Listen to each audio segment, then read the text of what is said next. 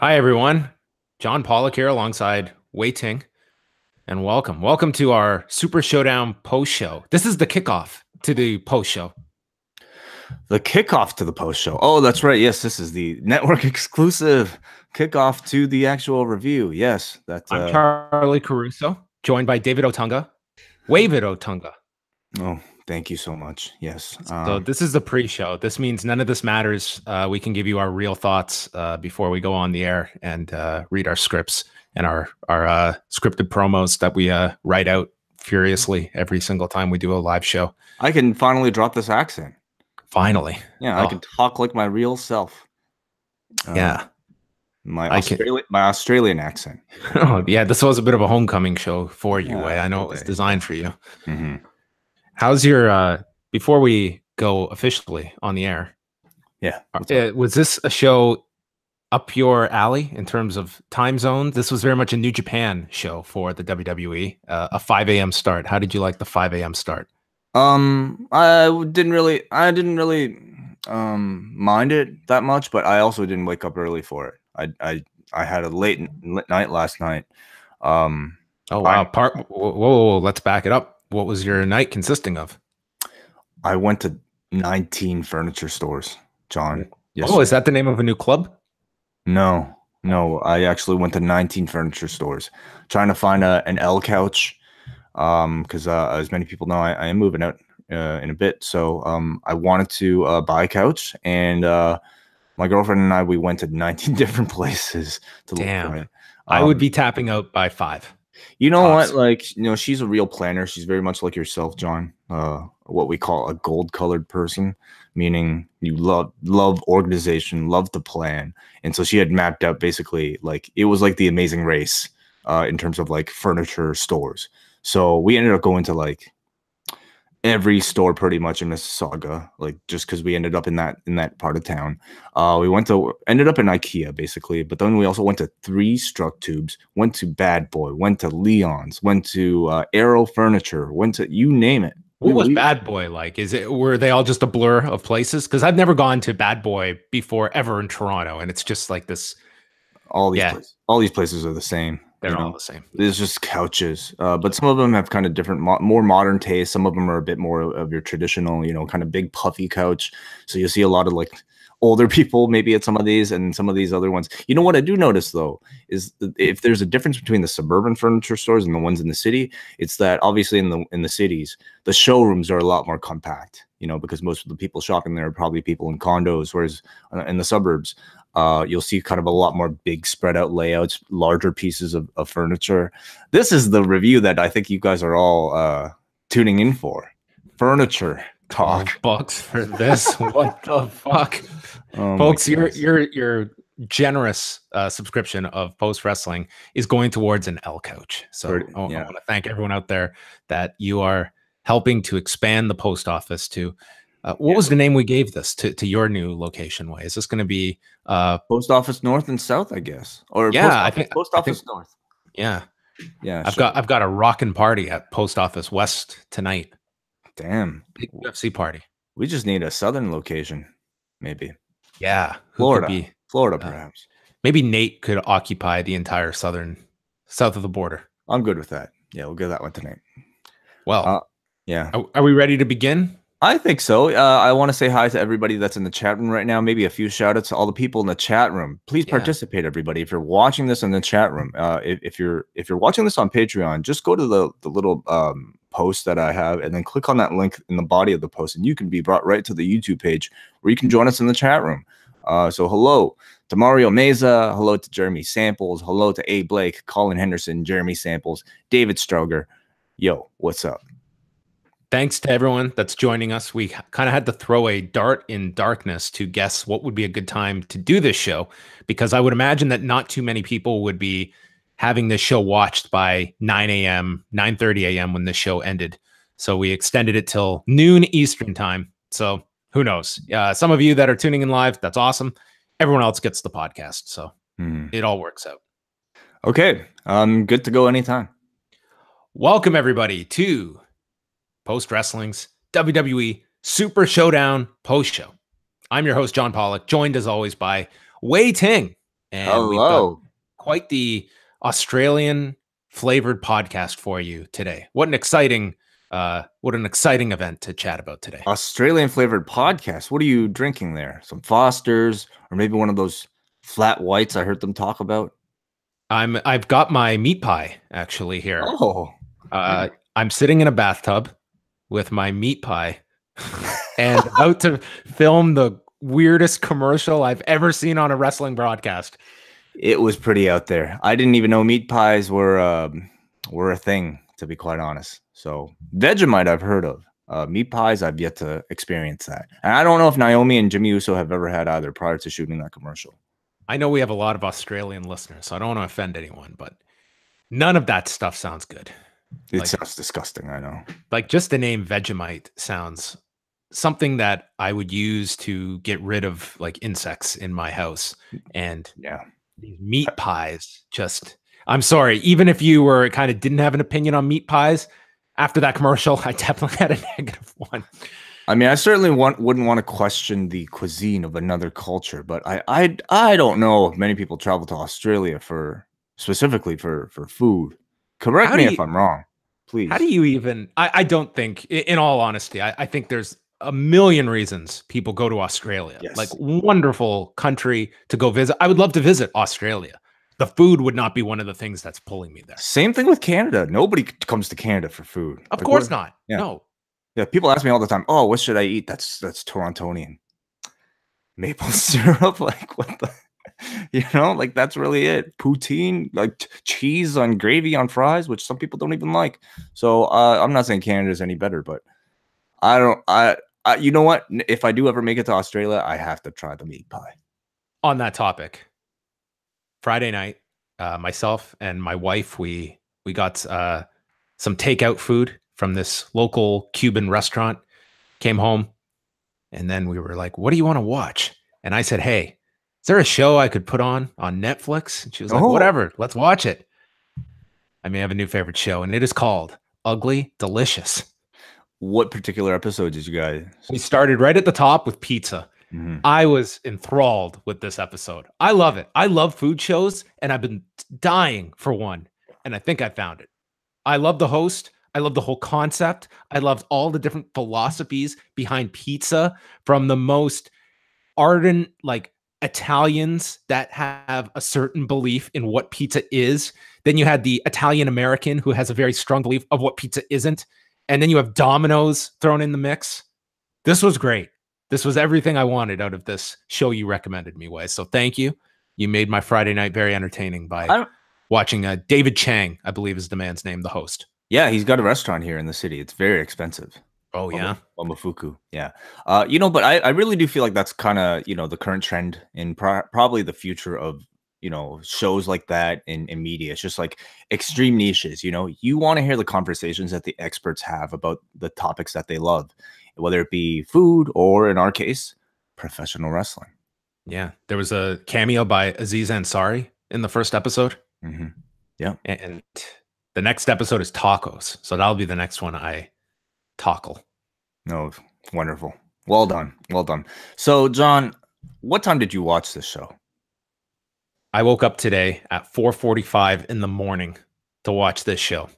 And it wasn't because I was going to sleep and just could not wait to wake up like Christmas morning to watch this show. These Saturday morning shows in particular are extremely, extremely difficult to watch for me. So I had to be very strategic in how I did this.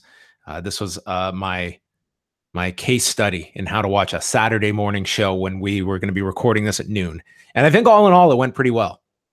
I woke up, I started this at 5, and then baby woke up around 7 and had to kind of go back and forth a little bit, but finished the show. It went till what, around 9:30 in the morning, I think. I don't think you watched it live, but I think it ended around 9:30. It went exactly 4 hours, or at least according to the network time. Like, yeah, it went almost exactly 4 hours, which to me was a good length.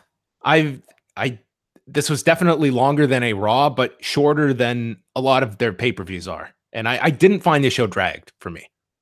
Yeah, I think I heard rumors that they at some point shortened the window from 5 to 4 hours, They did. and I looked on this week and the window was 5 hours. They had it listed, which may have just been a buffer on the network in case they go over 4. And internally they were shooting for 4. And I guess they hit it right on the mark. But I thought the length was not a complaint from me on this show.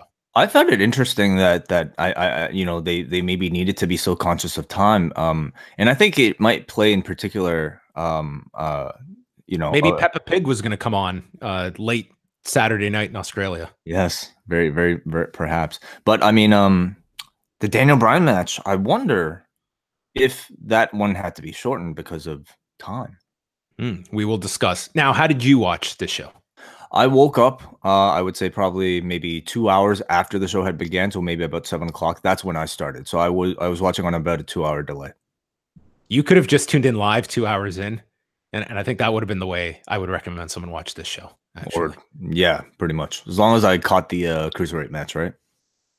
Yeah, I would say this show has the first half and the second half. And if you are going off my recommendations, the second half was the portion to watch. So we go to the MCG, the G, as some call it, in Melbourne. And did you notice, Wai, that on this roster, Tom Phillips and JoJo are on Team Melbourne? Tom Phillips and JoJo. Tom Phillips was not on this show, but during the lead up to this show, he was like the only WWE announcer that decided to go rogue and call it Melbourne. Oh, that's what you mean. Yes. Yes, I did notice JoJo saying that. Yeah. Well, have you come to a conclusion yourself? You're Team Melbourne all the way, right? You know what? Everyone made me feel so self-conscious about it, and I've decided, you know what? Screw all of you. I'm Melbourne till I die. Yeah, good for you, man. Stick to your guns. I'm Team Melbourne. Okay, I know most of you say Melbourne. No, there's an O in there. There's an O in there for a reason. So I'm Team Melbourne all the way. I'm Melbourne to be wild. Did you happen to see Impact this past week where Rich Swann took on the former Evan Bin? Did not watch that. No. Or have you recently heard that classic Bruce Springsteen song Burn in the USA? In the USA. No way. I was in Bin yesterday. Oh, very nice. We could do this for the whole show. First of all, just the idea of doing this show, Wai, in Australia, not catering it to a US audience, because as we recall, when the UFC has gone to Australia, a lot of the times they have made the Australian fans suffer by doing it first thing in the morning so you can fit to the North American audience into their comfortable time slot. But I like this. When you go overseas, you cater to them. You want to grow that market, you put it in the best spot possible, and we should have to adjust. 100%. And I do feel like, it being on the network rather than being on pay-per-view probably gives them a lot of leeway and a lot less, I think. There's no reason not to anymore when you're throwing pay-per-view out the window. I'd have a different opinion if they were putting this on pay-per-view at 5 a.m. Yeah, I think at that point you would have to kind of really cater to a lot of your network providers and a lot of the cable providers to kind of put that in an optimal time slot just for business. But for the show like this, when a lot of people might be watching this show later on demand anyway, it really doesn't matter. And I think that kind of bodes well for markets outside of North America for shows like this in the future. Interesting that they only brought the Raw announced team over. It was Michael Cole, Renee Young, and Corey Graves calling the entire show. No Tom Phillips, no Byron Saxton on the show. Did you find that affected your enjoyment at all? No. The commentary was fine. It made minimal difference to me. Like, and it helps the fact that, somebody like Cole and obviously Renee, like both of them are very familiar with SmackDown storylines anyway. So I really wouldn't even I have nothing to complain about with that choice. Yeah, it just seems, 2 extra bodies that would be calling 4 matches on this show. Yeah. What did you think of just the setup, the stadium setup? They announced a crowd of 70,309. So that's with some very likely WWE style accounting and inflation. Right.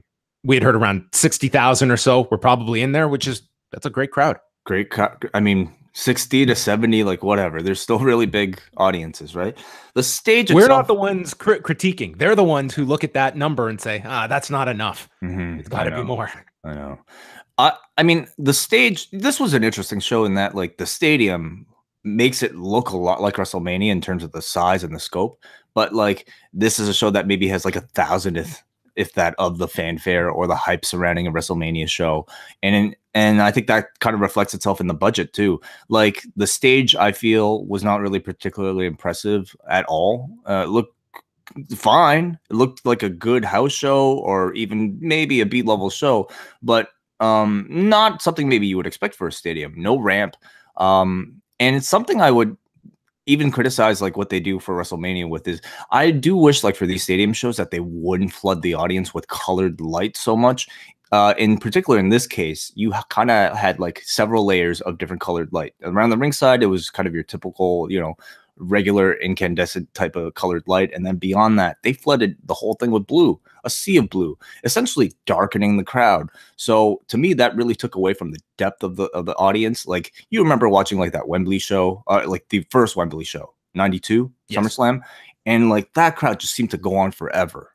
And you kind of lose that now because you're layering and adding like these dark colors on top of this audience that already itself by itself looks impressive. So to me, I think that kind of took away from the feel of it. I was also really disappointed by the lack of like big sweeping camera shots of the crowd like you might typically get at a WrestleMania show. Your XFL, big zipline cameras, even your big jib shots.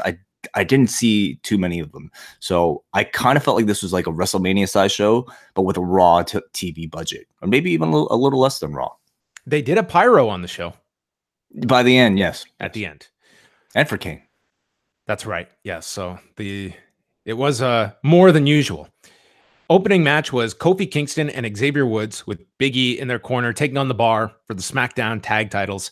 And Kingston and Woods began the match with a series of big high-flying spots with Cesaro as their base. Kingston and Woods dove to the floor. They were caught and each were run into the ring post. So the Bar had the heat. Sheamus, I really enjoyed this. He's doing the 10 beats of the Bowery onto Kingston's chest, and the crowd is counting 1, 2, 3, 4. And then on the 5th, he stops, but the crowd is ahead of themselves and they keep counting, and he just stopped. And I enjoyed this spot where he just made the audience feel dumb for counting. Yeah, it's great. Yeah, it's good. I think, like, heels always often have the challenge of like trying to have interesting wrestling matches, but without doing all their fan-friendly kind of babyface moves that they might have used to do, all their signature spots essentially. And I think like something like this, or even just the 10 punches in the corner, are a way for Sheamus to continue to keep his repertoire, but do it in a heel way. They beat down on Kofi. Woods got the hot tag. Cesaro did the swing, which Corey Graves noted doesn't go the opposite way in Australia. And then Woods ended up with a backstabber to Cesaro while Kofi came off the top into a double foot stomp, pinning him at 9 minutes, 41 seconds. Fun opener. It was maybe slightly above what you would expect on a house show. I wouldn't say this was a blowaway match, but I thought it was a good opener. I found it to be like on the level of a TV match, like I think what really got to me on this show, especially with the number of tag team matches that there were just how formulaic. Yeah, get the heat, long sell, hot tag, quick comeback and finish was very much the pattern on this show. The problem is too, like, the heat is always the same. It's like chin lock or like some form of submission where you just stop, and basically what they're doing is intentionally boring the audience so that when the babyface comes back, people can get excited. To me, that's like saying, I'm going to starve you. Make sure you starve yourself for 2 days so that this meat pie sandwich will taste like a gourmet meal by the end of it. But in the end, it's still a meat pie. So I'm not at all a fan of I think that formula of or that philosophy of boring your audience for this portion of the match so that they can get really excited for the second one. And I thought it was almost used way too much on this particular show. I don't have an issue with the formula if there's sympathy on the babyface that's being beaten down. And I think on this show, you had the audience that was already one step ahead and just awaiting the hot tag and not so much living and dying with the babyface that was being beaten down. It was, they were clued into what this was. Because it's a formula that's been beaten to death. Like everybody knows not to expect a finish until, the babyface comes back, gets the hot tag, and then they start wrestling really fast. So anyway, it's We heard from the Australian tourism minister, Michael Cole, who stated, I first had the opportunity to visit back here in 2002, and I fell in love with this place. It's urban. It's beautiful. It's hip. It's up and coming. It's clean. It's incredible.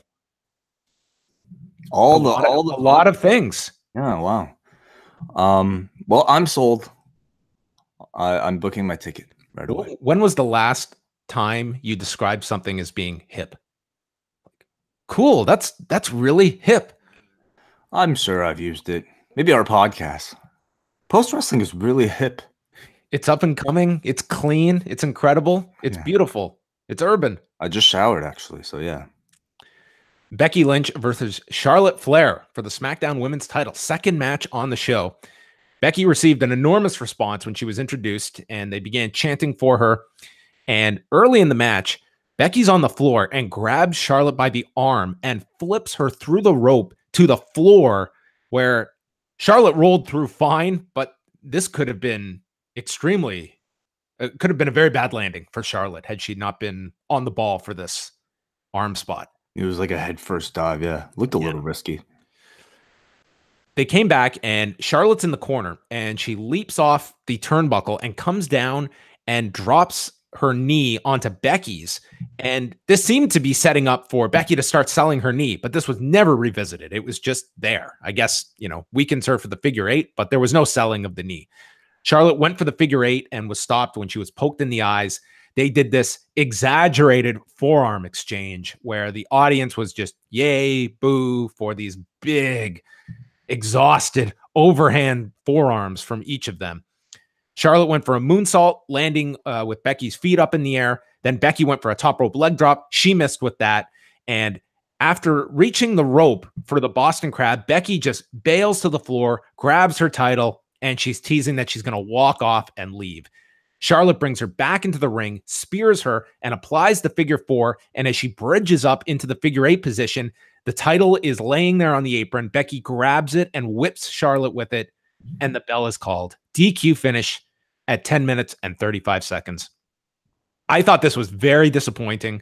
This has been if you want to say AJ and Joe has been the most pushed program on SmackDown, fine. But this has been the show closing angle for the last number of weeks of SmackDown. And this just screamed, we don't have a finish. We have to get through this pay-per-view to the next one.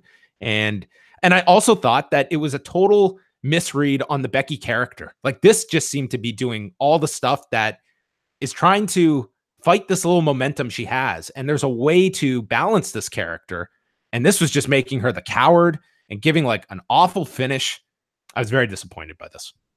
I agree with you. I thought this was kind of the most blatant, maybe traditional heel that we've seen Becky play, threatening to leave with the belt, doing things like cheating to get DQ to retain the title. I think these are things, meanwhile, yes, they are heel. They are things that will probably help Charlotte in their minds not get booed next time. But at the same time, I feel like they are also turning off perhaps the audience that likes Becky and, sees her as special for what she has become, which is kind of that Stone Cold Steve Austin badass character. And Steve Austin, to my recollection, never did things like this. Never bailed to the floor and took his title and ran away from the opponent. There's ways you could do this. Like, you could have Becky just annihilating her with strikes and she ends up being disqualified, where it's still a bad finish, but it doesn't really sacrifice Becky's character in any sense. Like, the audience can at least get into this, that she's just pummeling Charlotte. There's ways out of it other than this that I just wasn't a big fan of. And they're coming back with this match on Tuesday at SmackDown, which I would imagine will be more of an angle to set up Evolution than a full out match between the two. That would be my guess.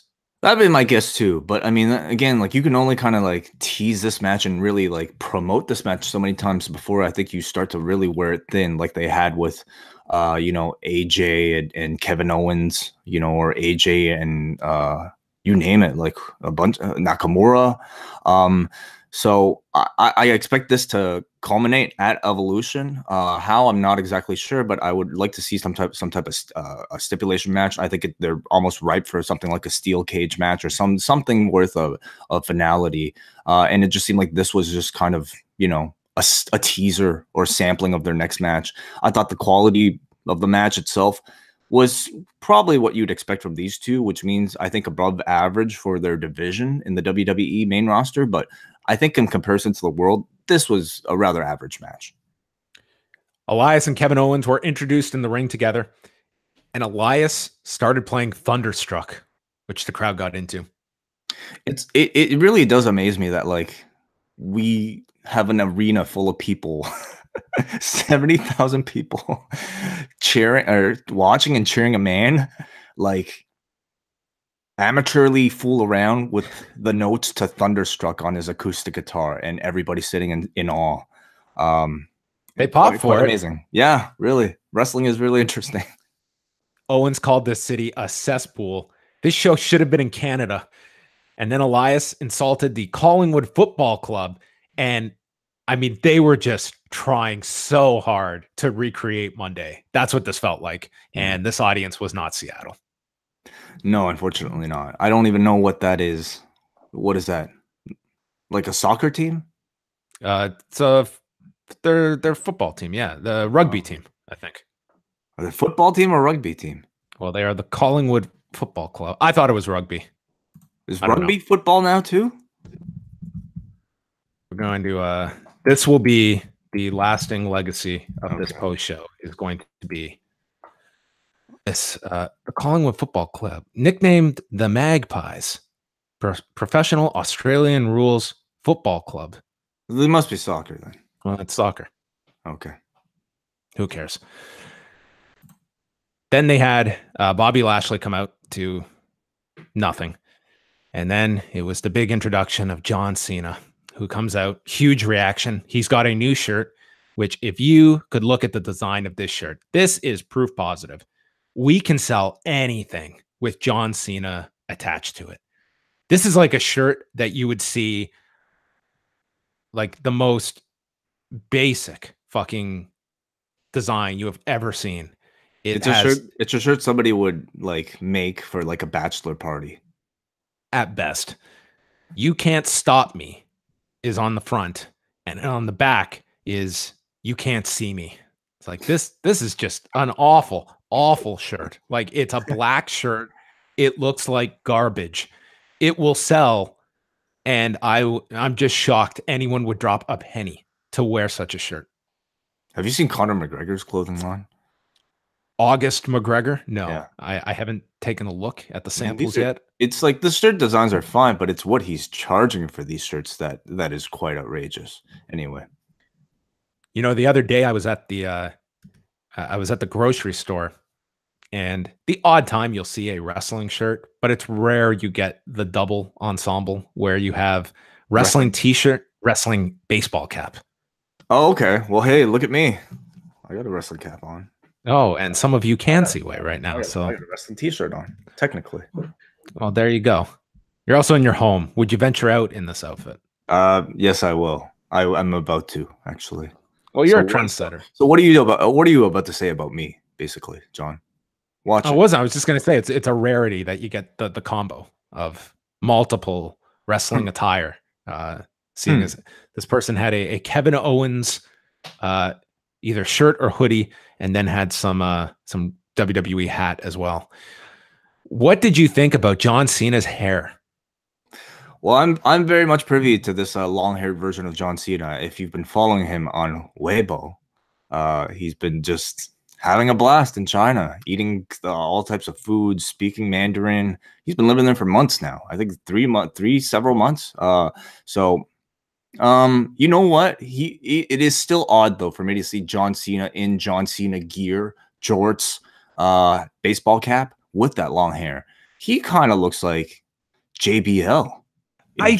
That is the exact person I compared him to. He looked like he inherited JBL's hair, and he looks like a ripped Bradshaw now. But like, yeah, ripped Bradshaw in jorts, which is just a nightmare of an image. Well, you and I both had the same comparison. Michael Cole several times referred to Cena as the greatest of all time. Okay. Yeah. To Michael Cole, I could believe that he feels that way.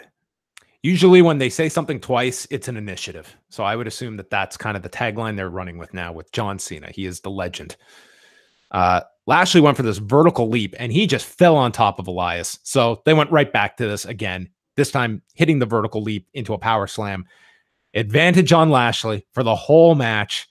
And Lashley at one point crashed through the ropes as he went to tackle Elias, fell onto the floor, missing Elias, made the hot tag to Cena. Place went nuts. The man has never done so little to generate a reaction and get a day's work completed. 5-knuckle shuffle, AA, and then he signaled for it. All the way to Wai Ting's home. He said, here it comes. The 6th move of doom. The Shandy Antoine Do, as Corey Graves proclaimed it. Close. And what was it? Well, my Mandarin's very off, but I believe it is pronounced Shandian Tuan To. Wow. I tried. I listened to this 85 times, and the best I could do was my butchering of this Mandarin. John Cena pins Elias, 10 minutes, 3 seconds. This was the closest I can say to a physical matchup that replicated a meet and greet with John Cena at a local mall. That's what this audience got. They got to see John Cena, and that was it. This was like a really cool John Cena live appearance at a show. It was a cameo at best, really. Yeah, that was 100%. It. I think, he's obviously doing a movie. I think he's probably somebody of value that he shouldn't even be wrestling in a match, and this was probably just the most he was allowed to do. Or it's a great point. Yeah, I didn't even think about that ahead of time. Yeah, so he did nothing in this match. It was literally 3 moves, one of which was a work punch. It wasn't even the 5 moves of doom. No, we got 3. I mean, 5-knuckle shuffle. His new finish, as Wai would, the lightning fist, the lightning fist, which may be the easier description. Like his most taxing thing was lifting a man on his shoulders and dropping them where that person takes the bump. Yeah. The match itself was just boring. Like, I mean, we were talking earlier about how formulaic their tag team matches were. Well, this was kind of just that biggest example, one of the biggest examples of that, where it was just Lashley having to sell for these 2 heels the entire time. It was boring. It was really dull. And I think, your finish, it depends on how much you've been thirsting to see John Cena back in the ring. And I also think it depends on how much you're familiar with this lightning fist, which if you're a regular WWE audience member, you would have no idea about. John Cena's only promoted this thing once on WWE.com, debuted at that China house show. And then beyond that, you wouldn't know a thing about it. So he decided to end the match with this, and it got 0 reaction. Maybe this was the introduction of it for kind of a wider audience. But I think that move, especially, it's all dependent on the build-up. Like, it takes weeks and weeks of Cena saying, I'm about to debut this very special brand new move. And then he debuts it. It's a fist. And I loved it on the house show. But here, it did, like, without all that build-up, it made no sense. It's like his own Cobra he's got now. Exactly it. Cena got on the microphone. He didn't know what to expect. The WWE will always be his home, and he knows his life is changing, but will never forget where he came from. He doesn't know what the future holds, and he focuses on the now.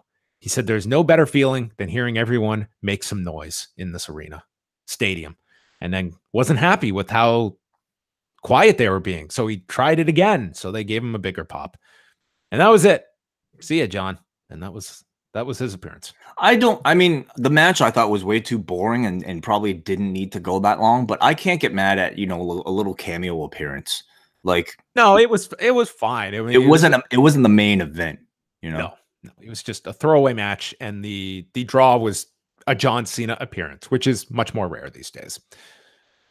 Then we had our commercial for 4 and 20 meat pie.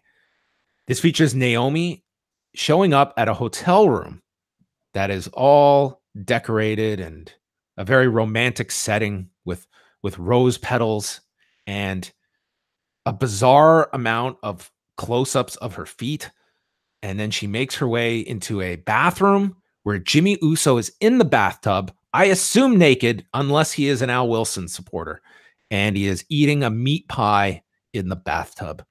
And this was out there. This was a really strange commercial to imagine the creative being pitched to these two of what the vision was for 4 and 20 meat pie. The pitch was that Naomi was led to believe that Jimmy Uso had set up this perfectly romantic evening for the two of them, you know, surprising her with these rose petals leading to a certain room, I guess the bathroom. But instead, it was Jimmy Uso laying out these petals for his real love interest, the meat pie. Oh, maybe this is Lana's secret. She had a meat pie in Milwaukee. I don't know if you can get those there. Oh. Well, it was a bizarre commercial. The Iconics versus Asuka and Naomi followed. The Iconics came out to a pretty big response. Billie Kay, if you go watch her reaction to walking out in front of this stadium, she could barely contain herself. Yeah, you could tell like these two, I mean, they're very good performers in person, and I think they kept their nervousness, or maybe like I don't know, anxiety, if any, pretty well in check. But you can tell that it was like they were getting this was the biggest moment of their lives. Oh yeah, for sure. They said it was great to finally be home and compete in front of their hometown or home country. They said their opponents aren't too shabby, but tonight they show the world that they are iconic. Their gear was customized with the Australian flag. They did not try any heel tactics. They went in as full baby faces and just endeared themselves to this audience. And by the end of tonight, I thought this was a different company when it came to how you book hometown stars. I do like I totally understand. I think the logic of like making them, you know, baby faces, obviously in this hometown crowd, but unfortunately, like their act is only their heel promo. It's not their wrestling. It's not their babyface promo. So unfortunately for me, like I came out of this feeling like I didn't even get to see them do what they do best in front of their home audience. Did you think that they flubbed up their entrance where Billie went to go say finally, and then Peyton said, no, I want to say it. And then she went to say it where Kay didn't even jump in until the end. And it just seemed, I don't know, it just seemed like they were on different pages for this entrance. I don't remember that specific incident. Naomi and Asuka came out. They were dancing together in the ring. Asuka should not be dancing. Like Asuka should not be on the main roster at the moment. Well, not only like to me, like because Asuka, I don't think is a character that needs to like do that type of dancing.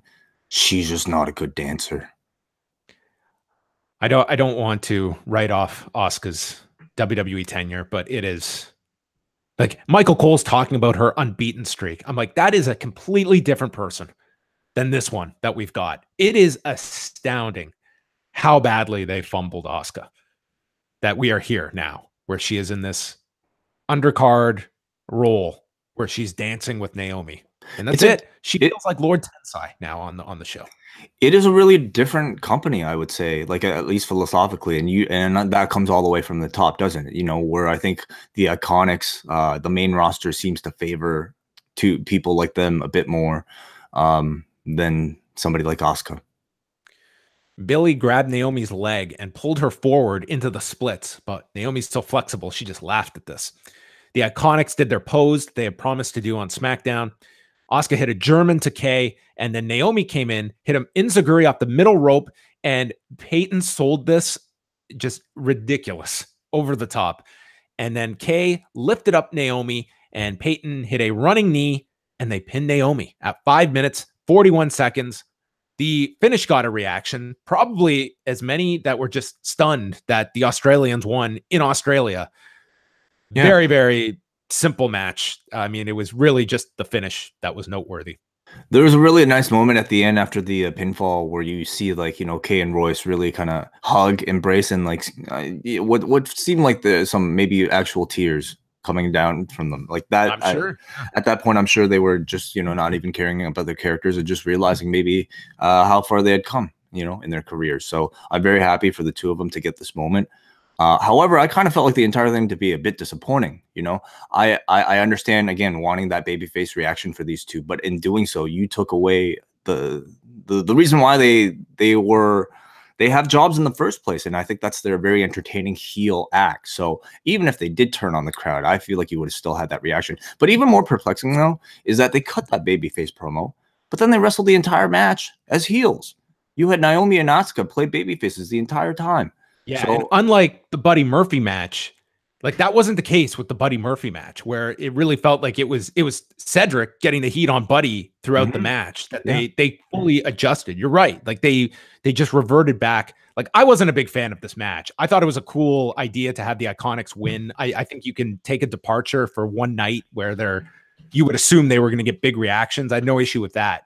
But the match was, it was very dull. I would say up to this point in the show, I was pretty disappointed with this show. I was like, this really needs to turn around because it was a very underwhelming show so far. And this was an hour and a half in. In hindsight, I feel like if you're gonna go this like babyface route for the Iconics, you should have paired them probably with the team that wasn't Naomi and Asuka, even though there aren't too many options to choose from right now. But the match itself, I think it just tended to maybe confuse this audience because they didn't really know how to react. They did achieve one thing though, that they were able to make an Asuka loss mean nothing. She lost? She got pinned? No, sure, her team lost. Oh, well, yeah. AJ Styles, Samoa Joe followed this. This was when things turned around. Joe comes out and he just stands at the end of the ramp waiting, or the aisleway, for AJ to come out. And they have this long stare down from across the aisle. And AJ runs down and they just start fighting all over the place.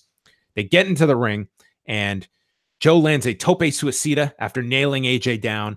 And Joe is in control at the beginning, nailed him with this huge inside out clothesline. Renee called this the most hard hitting match she has ever seen.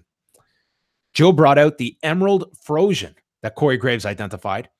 Chair was brought into the ring, which Styles got control of, attacking Joe with, and he jumped off the chair into the corner, and Joe caught him and hit a Uranagi onto the edge of the chair.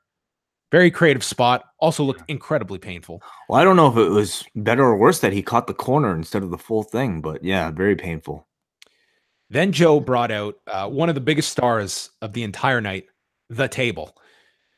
These tables got, in this and the main event, got among the biggest reactions of the show. I don't know if it's just like Australians being like so deprived of like WWE wrestling, but like they were going crazy for like the most basic of things that we always see, and including on the table, just a table spot. Styles lifted him up onto his shoulders and he put Joe through the table with an electric chair. And Joe starts grabbing his left knee, and we get a close-up of Joe telling the referee, "It popped, it popped."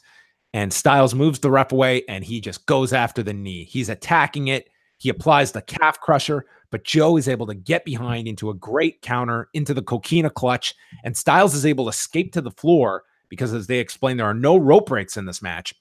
Snap Joe's neck on the top rope and hit a springboard 450 onto the injured knee.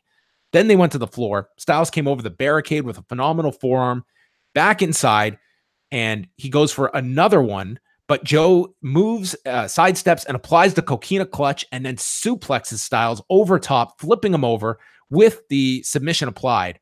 He goes for the muscle buster, but Joe's knee gives out, and Styles falls into the coquina clutch once again, but he's escaped and gets the calf crusher applied for the final time, and Joe is forced to tap. 23 minutes, 43 seconds. I thought this was great. This was the match of the show for me. I like the cruiserweight match more, but this was also a very good match. I can totally understand why you would pick that. To me, like it felt like the crowd was maybe a little bit impatient for it until that Uranagi onto the chair. After that, I felt like it turned into a very memorable match. I think using the knee injury as a way to protect Joe, who, you know, at times I felt like kind of came out of this match looking like a bit like a babyface, you know, trying to basically shelter himself from that knee injury. But I think the more purpose, though, was to have AJ feel like he was getting redemption for what this psycho was doing to his family. I don't know if this is the end of the feud, but it doesn't feel like it's really hit its emotional climax yet. I think they might be waiting for, you know, a stateside show for that to finally come to to its conclusion. Maybe maybe SmackDown 1000 actually. I think that would be a good place to like finally finish this thing. Yeah, good. I could see that happening on the 1000th episode. Like this felt like the end of the feud, but I agree with you. I think they could squeeze one more match out, and that show would make the most sense because AJ will be defending the title at Crown Jewel. We'll get there. I just thought this was I like this more than the SummerSlam match. It had the finish to it. I just thought both were tremendous throughout this match. I really, really enjoyed it. So, and this I greatly needed this match at this part of the show. Ronda Rousey and the Bella Twins versus the Riot Squad. Rousey came out, and Corey Graves brought up her loss in Australia to Holly Holm 3 years ago. And Rousey, when she came out and just surveyed the crowd, she was about to cry. She seemed very emotional at the beginning of this. A lot of people looking very emotional coming out to the stadium show, and yeah, I do think maybe walking out in front of like such a large crowd tends to make you feel, you know, very differently from your typical show. You know, keep in mind too for Rousey, this is like she just started her wrestling debut 6 months ago, 7 months ago, and now she's coming in as the champion in a singles match all on her own as a main draw. Sorry, not a singles match, multi-man match, but a singles entrance, I guess. Anyway, but I'm sure the Australian portion had a big deal to do with it. Probably also realized that this will be her final stadium show of the year. Next month, she'll have off. Rousey and Nikki argued over who was going to start the match, and it was kind of played up, but it was about as subtle as you get in the WWE, with Rousey then deferring to Nikki and let Nikki start the match. And Ruby held up, Brie ends up being tagged in, and Ruby holds her up and tags Liv Morgan, and Liv clocks her in the head with a kick and yells, "How does it feel?" And then Brie grabs her by the tongue. Seems like a spot Randy Orton's going to steal.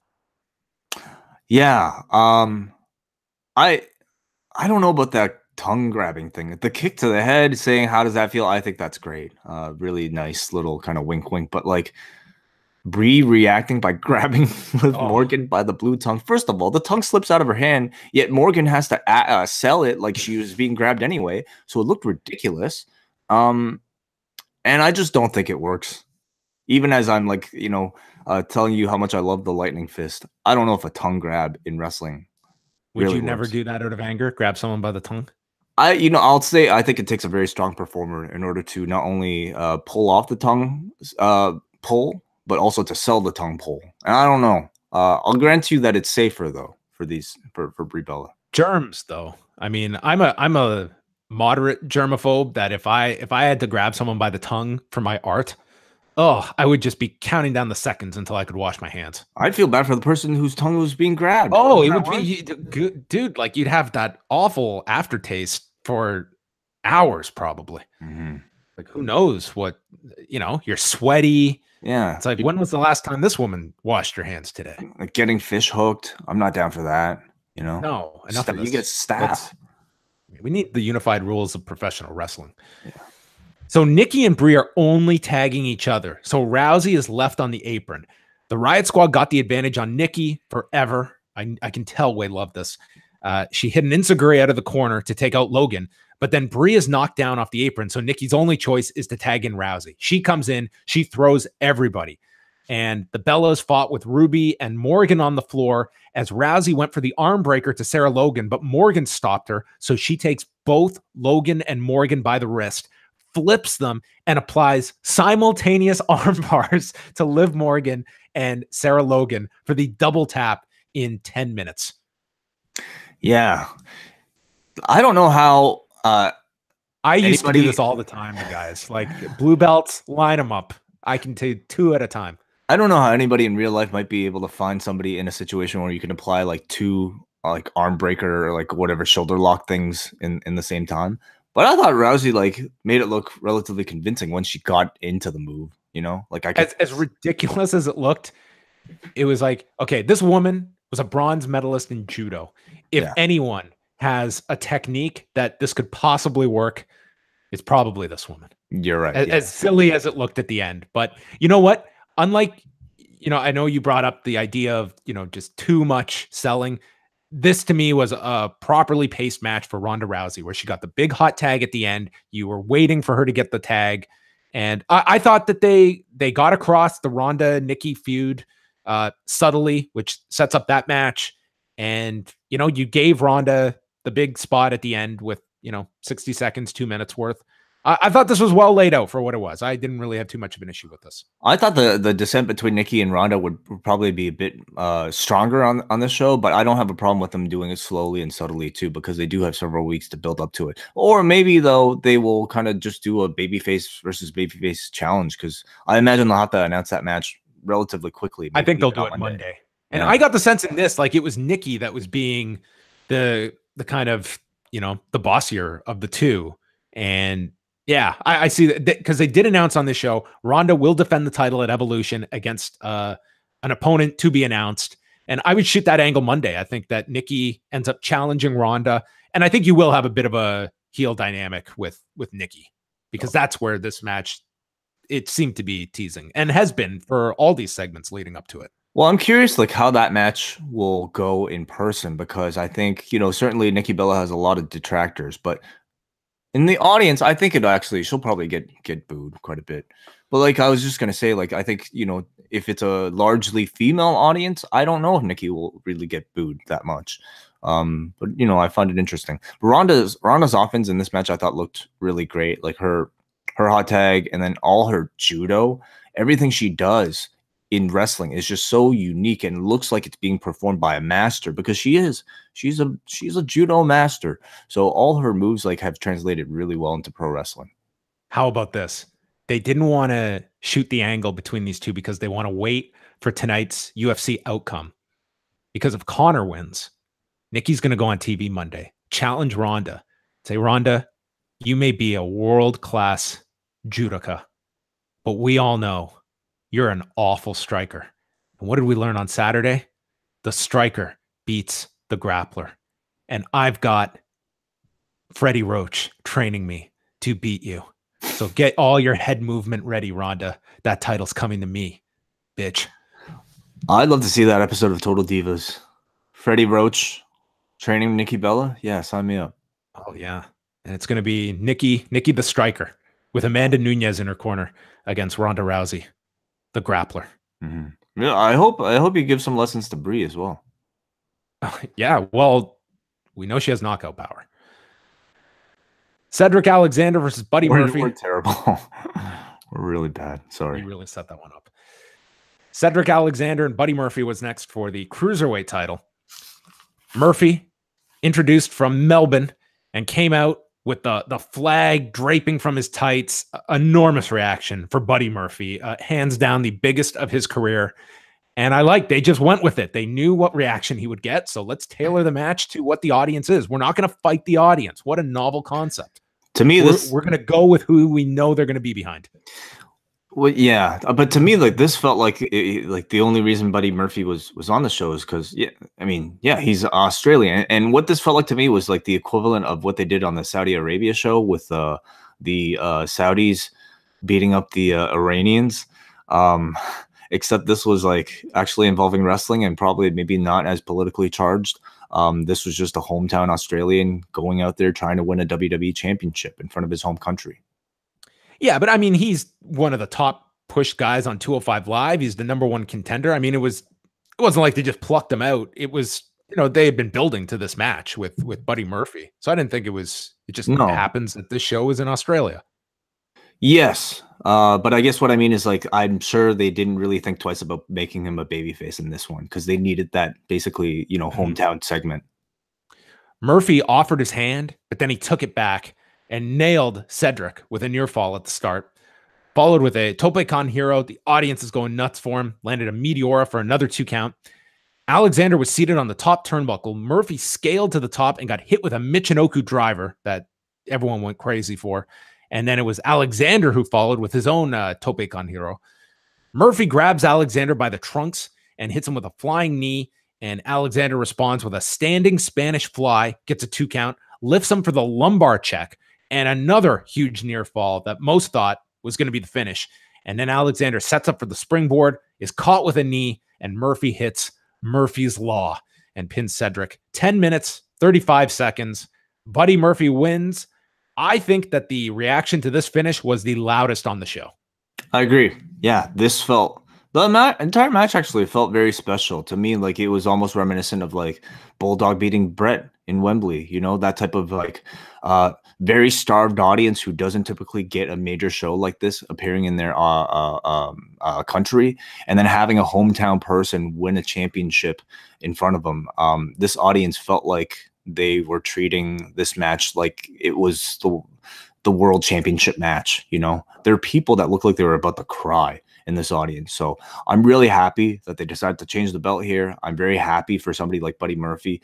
And I find it so interesting that like a match that typically might take place in front of a dead audience on 205 Live is now getting the biggest reaction of the show in a stadium. So I think I'm really happy for like both those guys.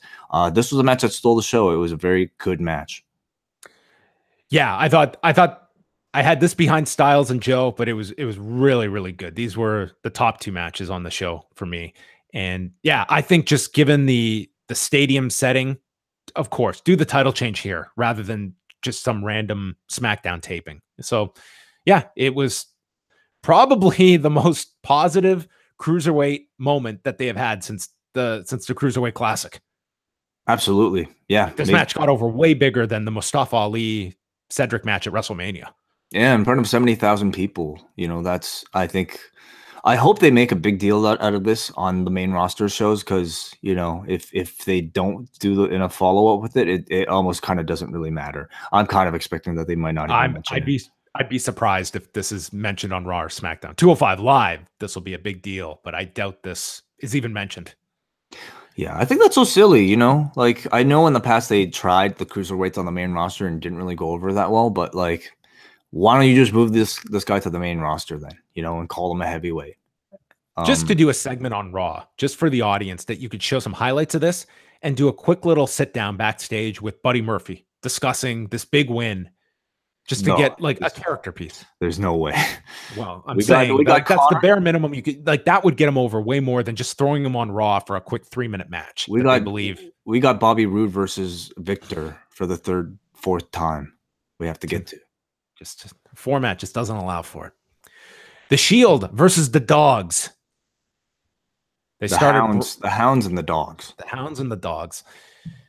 They brawled on the floor. Shield was in control. They teased their Shield bomb to Braun, but were stopped on the floor by Ziggler and McIntyre. Bell eventually rang to start the match, and they got the heat on Seth Rollins. I believe an entire episode of Raw could have taken place during this heat segment with Seth Rollins.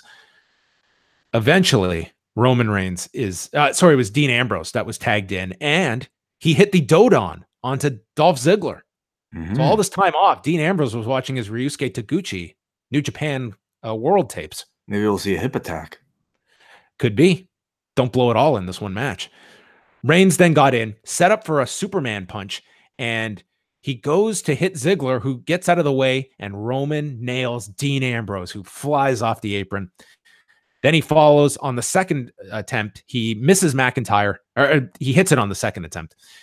McIntyre later went for the Alabama Slam, but was stopped with a Superman punch. Reigns and Rollins are in the ring. They get surrounded by Ziggler, McIntyre, and Strowman, and then Dean climbs onto the apron, and there was a brief tease. Is Dean going to align with the Dogs? Would a hound become a dog in front of our eyes? But no, he came to the defense of the Shield, attacking Braun Strowman. They went for the triple power bomb to McIntyre, but Strowman just collided and everyone went flying. Ambrose kicked out of the zigzag, and then Strowman set up for a shoulder block to Ambrose on the floor, and as he ran at him, Reigns came from the opposite end, speared him through the barricade, and Rollins gets cut off in the ring as the Claymore was being set up, allowing Ambrose to hit Ziggler with dirty deeds, and it's Dean Ambrose that gets the pinfall for his team. 19 minutes, 37 seconds. To me, like, at least on camera, it seemed like the crowd might have been rather quiet for much of this.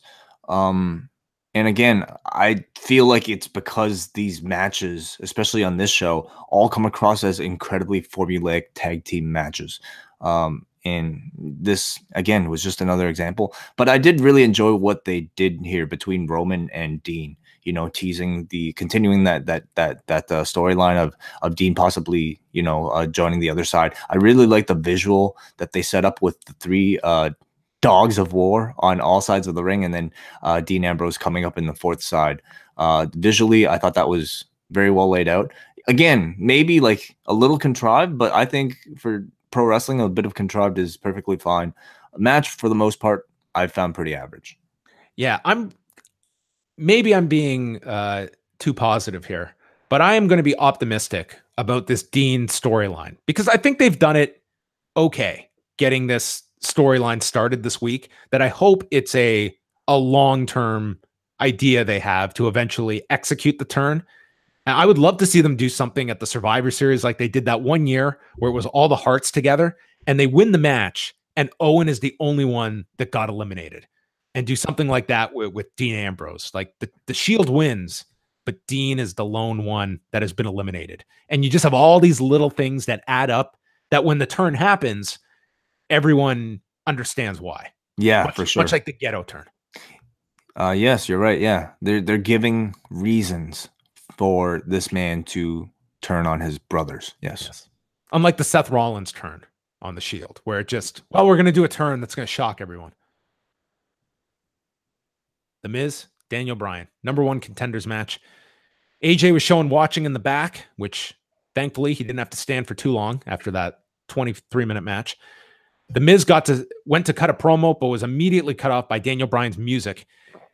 And he's going after Bryan's ribs, which are covered with his t-shirt, and he's got them taped up from the attack on Tuesday. Miz hit the running knee, Bryan kicks out, and as Miz goes for the skull-crushing finale, he goes for the deep, small package, and he catches him in 2 minutes and 22 seconds. Daniel Bryan pins him. A finish out of nowhere, and a surprising match that I always advocate to have these like short matches on long cards. But I don't know if this would have been the one I picked it for. I agree with you. I think the asterisk to that philosophy, which I completely agree with, is that when you know a performer is one that you're looking forward to see wrestle, I feel like you shouldn't be doing stuff like that, you know, especially on a big show. Because I kind of came out of this feeling disappointed. Like if this was Asuka versus and Naomi versus the Iconics, and you did this small package win, bravo, great booking. But because it's Daniel Bryan, I think you expect, you know, quality 10 minutes at least from them. And here, I didn't know what the thinking was. In looking at the clock and maybe the way the show timed out, I did wonder if perhaps this match might have been cut for time. But if it's possible that this was just a plan. It's hard to imagine that they had this mapped out. Like, why do you do that rib injury on Tuesday? Like, that was nothing in this match, essentially. Like, you had a story for Bryan to overcome and win this match. And this was really set up to be, you know, this is setting up your #1 contender for the next big show, which is the Saudi Arabia card. So while I'm not going to complain too much about, you know, a shorter match, it just seemed like an odd choice to have this be the 2-minute match when you had set stuff up to tell a story in this match of Bryan overcoming the rib injury and getting his win back. Like, this was his big win over Miz. Not just the rib injury, but like the months, the entire program, the entire summer has been Bryan versus the Miz, and you had Bryan lose both of those high profile matches.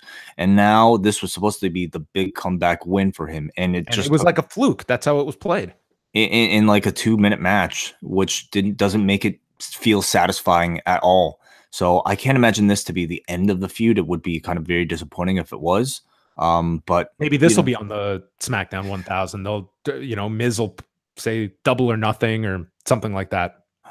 I guess so, but then why not save the stipulation for that if you're going to do that?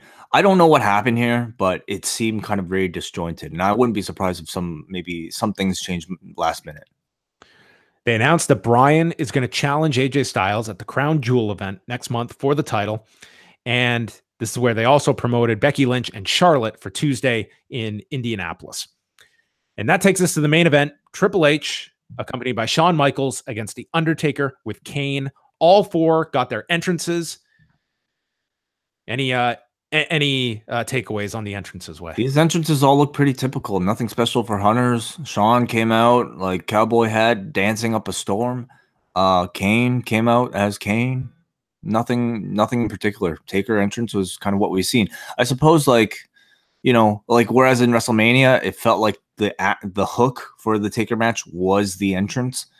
This just kind of made the entrance sort of like a formality, and it was the match that was supposed to be the hook. JoJo announced this was now a no disqualification match, with the implication that Hunter had this changed, and the Undertaker was finding out about this at the moment. And yeah, they did the introductions like this was a title match, announcing this matchup is for the last time ever. Brand new championship they're introducing. The last time ever championship. Yeah.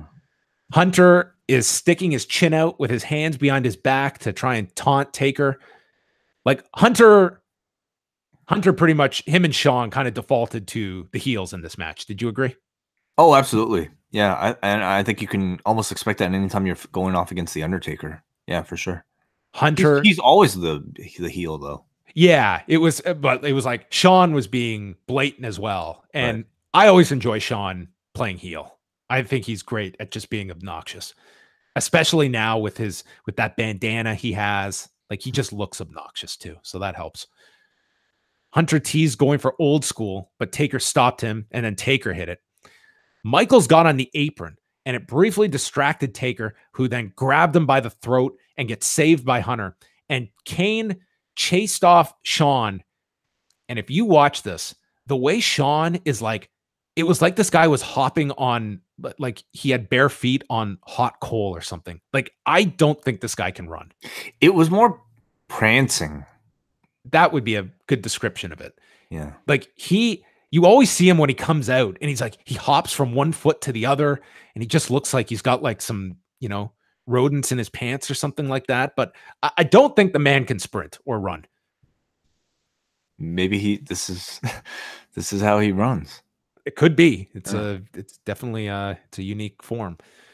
Taker got thrown into the steps, and then our big star of the show, the table, returned. It was set up on the floor. Hunter took over. He was in control for a while. And then they brawl into the crowd because in WWE, Joe and Styles had a no DQ, no countout match. Taker and Hunter had a no DQ match, which I guess encompasses no countout as well. That's what I'm learning.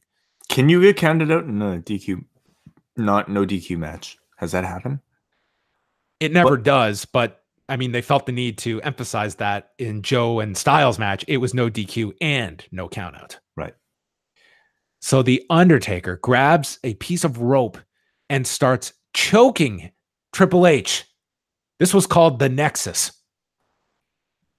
What? This was the Daniel Bryan spot that got him fired. So I'm assuming Undertaker won't be able to do Saudi Arabia because he's going to be working Evolve dates after he's fired on Monday. I feel like they've done plenty of choking since then, haven't they? With like cables or rope. I'm sure it's happened. Yeah. This wasn't a tie. A tie would be just too far, right? Yeah. Probably saved Taker's job. Taker grabbed a chair. They returned. There were a number of chair shots to the back of Triple H that I would not wish on anybody. Taker just hit the shit out of him in the back with these chair shots. I agree. Michaels super kicked Kane on the floor, and then Kane was placed on the table, and Hunter put him through with an elbow drop. So the mayor was dead for a while. Taker then choke slammed Hunter, hit the tombstone. Hunter kicks out. This was not a WrestleMania near fall. I mean, some people reacted, but this was not the crowd losing their mind for, one of the biggest finishes in the company's history. Taker that struck Mike Chioda.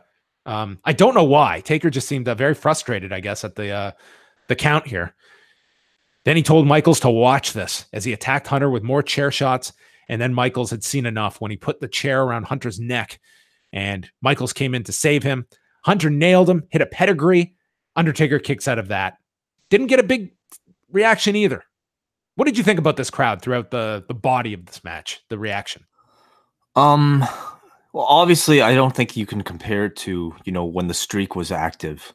And I think that being threatened, that was something that was more important than any championship in professional wrestling. And you didn't have anything at stake here in this match. This was just, a match. The sledgehammer was introduced. Shawn handed it off to Hunter, and then Kane passed a chair to The Undertaker. So they each had their weapons. Hunter won out, but then Taker pulled him into Hell's Gate. Hunter still had the sledgehammer, so he choked Taker to break himself free. Kane tried to stop Michaels with the sledgehammer and got kicked low, and Taker tossed Michaels to the floor, threw the sledgehammer away. He wasn't going to win this way. He hit a choke slam, went for the tombstone, but got stopped with the sweet chin music when Shawn returned, and he stopped the second one by going for a tombstone to Michaels, which allowed Hunter to hit him with the sledgehammer, and we got the WrestleMania 28 spot, this time successfully, with Michaels hitting the sweet chin music into the pedigree, and Hunter pinned Taker 27 minutes and 34 seconds. Triple H brought to tears. Man was on his knees in tears after this win as Shawn hugged them, and yeah, that was the match. We'll get into the angle after. I've never seen like Triple H break down into tears. Did he do this when he won the belt, like the first time? Do you recall? I don't recall. I remember China being very emotional when he won his first title, but not Hunter. Like, this was very fake.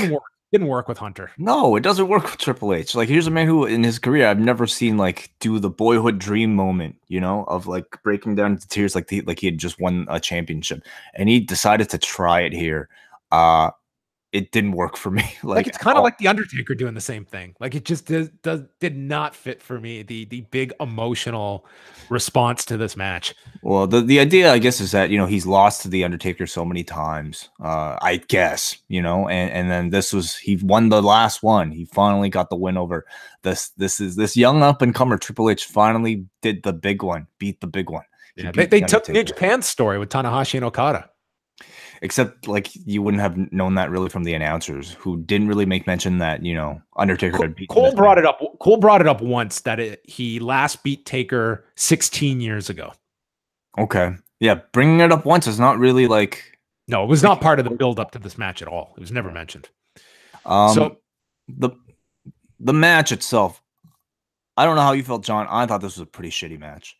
I mean, I knew Taker was far past his physical prime. He was really slow. Like, I expected the bells and whistles to really help him out here.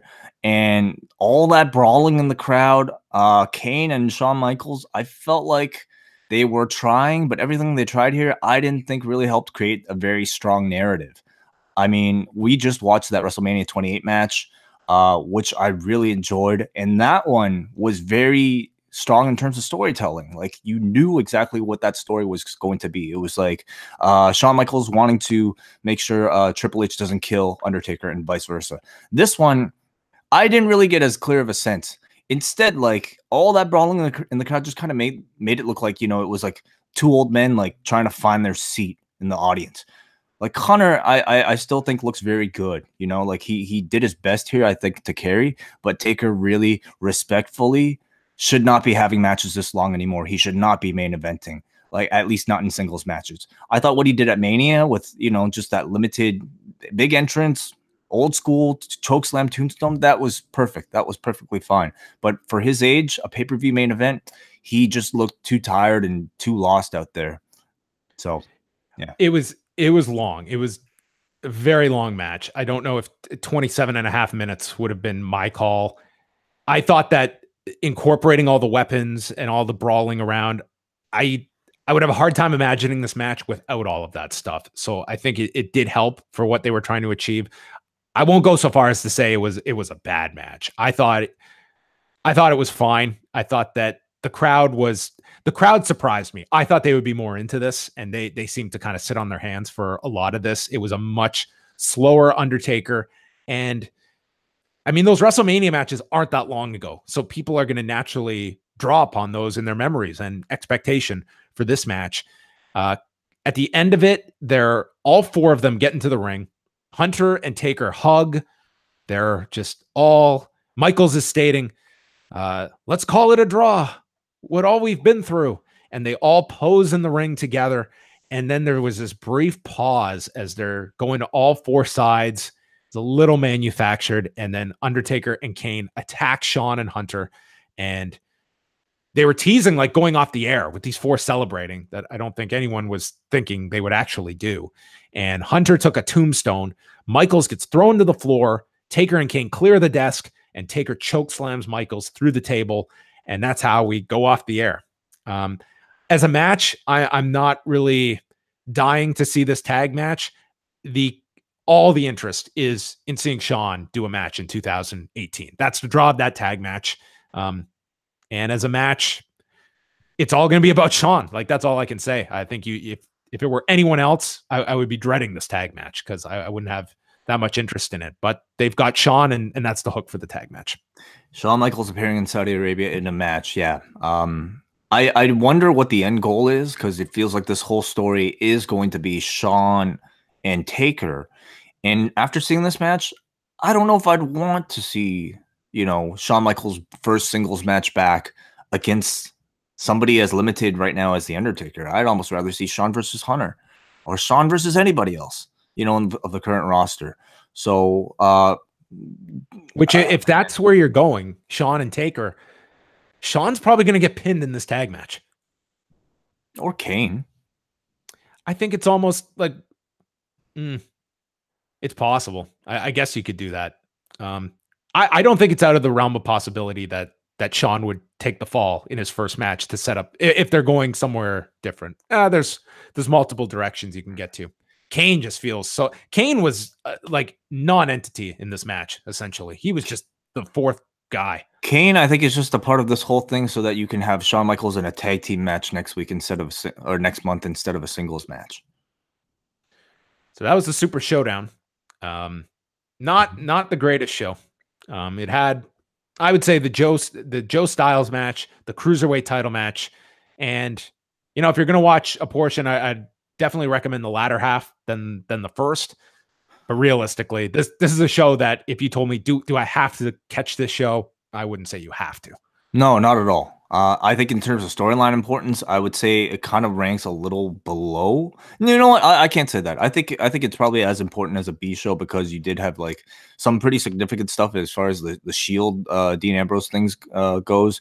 Even the main event, I think, to set up a Shawn Michaels return is pretty important. So if you care about just kind of watching something for story purposes, this was a bit, it wasn't just a house show. They did do like significant events here. I think Shawn was the biggest hook on this show, to be honest. Like, I think that's everyone's curiosity, is seeing what they do with Shawn. In ring, I felt like the big disappointments were Bryan and The Miz probably going as short as it did, the lack of finish in the Becky Charlotte match, and I thought, for me personally, the main event was pretty disappointing too. But I would say everybody should probably watch Cedric Alexander versus Buddy Murphy. I thought that was tremendous. And Joe versus AJ as well was also really good. All right, we're going to head on over to the forum. Forum.postwrestling.com, where you can always leave your feedback after shows. Scale of 1 to 20, Way. This was a major show, so we got the 20 scale out. Did this a pass or fail? What is your prediction? I'm going to say pass. I'm going to say a fail. Really? Okay. I just want to be a contrarian. 12.19. So middle of the road. So that's what, 6? Yeah, a slight pass. Michael from Newfoundland. Due to my residency in Korea, I was able to catch this live as it came on at 6 p.m. Main event just ended, and my mind is mush after a 4-hour show. I'll just go over the positives. I'm glad to have experienced John Cena's 6th move of doom. It lives up to my expectations of mediocrity. Then again, when a move like the worm can be considered a finisher, why can't a chi-charged back fist? The cruiserweight match was the best on the show. Without a doubt, Murphy should make a good champion, especially if he gets in a program with Gulak or Ali. Women's match was also good. Becky's a great heel champion. AJ and Joe had a pretty good match. I like how they keep teasing the muscle buster. Maybe one of these years he'll land it. Overall show was a great way to spend a Saturday afternoon. Only major downside was the main event. Taker really doesn't need to be in 30 to 35 plus minute matches. With the ending angle, it seems like they are setting up a tag team for Mania, which is fine, I guess. Retirement for wrestlers never really meant anything anyway. I think it's happening a lot earlier than WrestleMania. We go to Johnny, who says, "What a perfect fit AJ Styles is for WWE. If you were AJ, you really couldn't have hoped for or anticipated a better run. Since really day one, he stepped in the company, he's been pushed as the top guy. Vince McMahon must be so high on this guy to keep the title on for so long. You would have to think now there's a very good chance he will be walking into WrestleMania with the title. There's very few in the industry as good as Styles is right now. Why do you think they haven't gone with Samoa Joe as WWE champion?"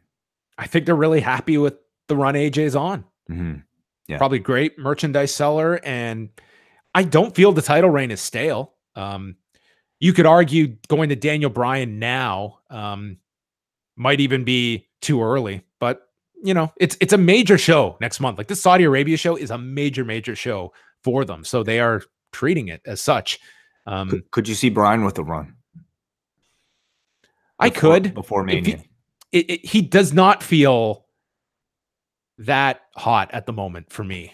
That, I mean, you could do it. It just seems like a Bryan title win should have a lot more steam behind it and build up rather than just winning this 2-minute match, and that sets up his title match. So I wouldn't expect it, but we'll see. Maybe this will help him, because I just think he's lost a terrible amount of momentum when you compare it to where he was the night of that promo announcing his return to where he was like 2 months later. Like it was amazing how they just kind of brought him back down to earth when this guy was, you know, just all these scenarios you envisioned in his head if this guy were ever to be able to come back. We go to Dave. Sorry, is it my turn? Yep. Actually, it's yours. Oh, it is.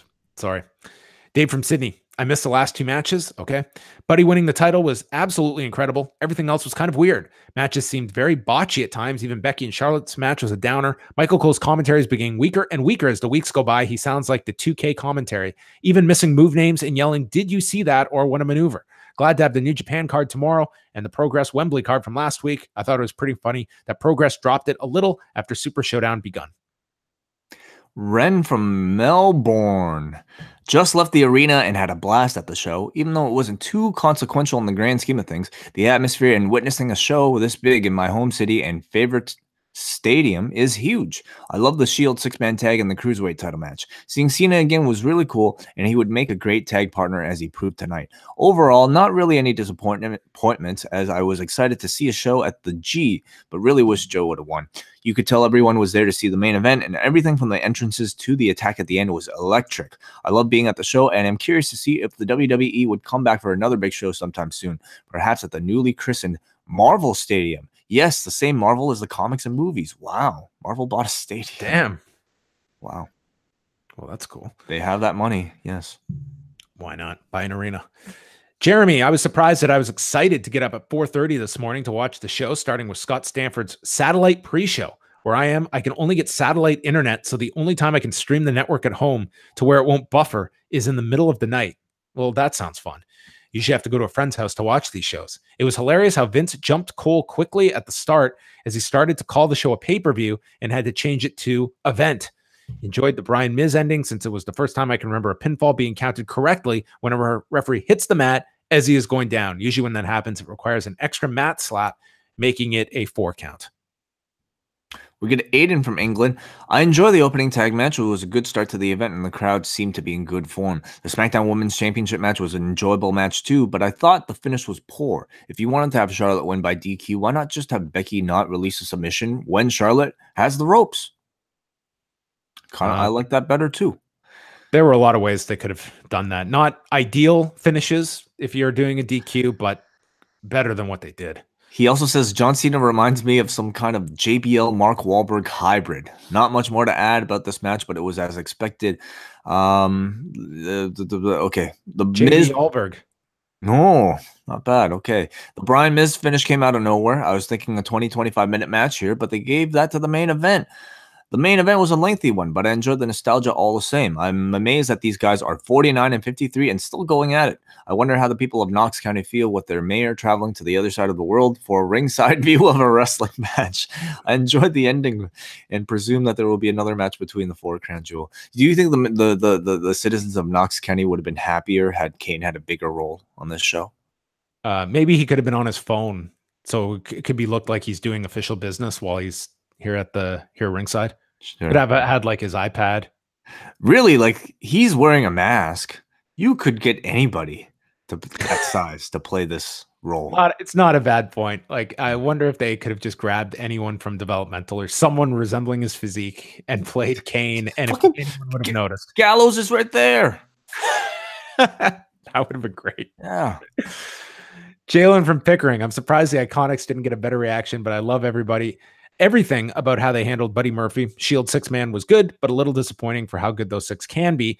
Sucks to be a SmackDown performer, though. Their champions are in the 2 most interesting programs on the main roster right now, yet still find themselves in the first half of the card.